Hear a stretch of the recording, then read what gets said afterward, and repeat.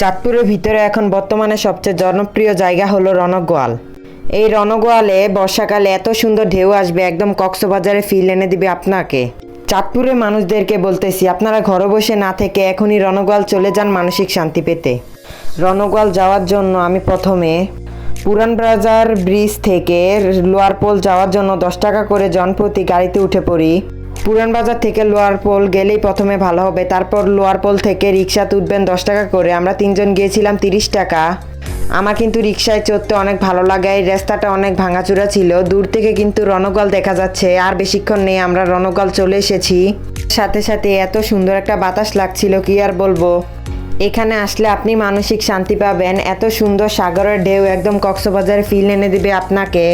আমি তো এখানে ছবি ভিডিও ইচ্ছে মতো করে নিচ্ছিলাম। এই জায়গাটা আমার কাছে অনেক ভালো লেগেছে। এই রণকোয়াল জায়গাটা কিন্তু অনেক বড়, আপনারা হাঁটবেন আর দেখবেন। এখানে কিন্তু এই যে বস্তাগুলো আছে না, বস্তাগুলো কিন্তু অনেক পিছল।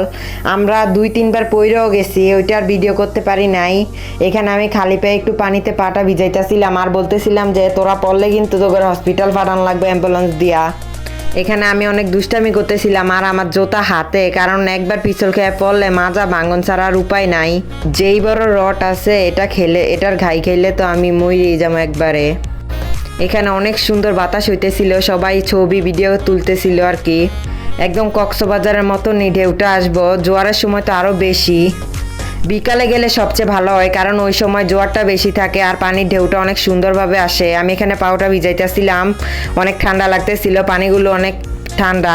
অনেক মানুষ এখানে আসতেছিল আর যাইতেছিল, কারণ এটা চাঁদপুরের ভিতরে মোস্ট ডিমান্ডিং একটা জায়গা।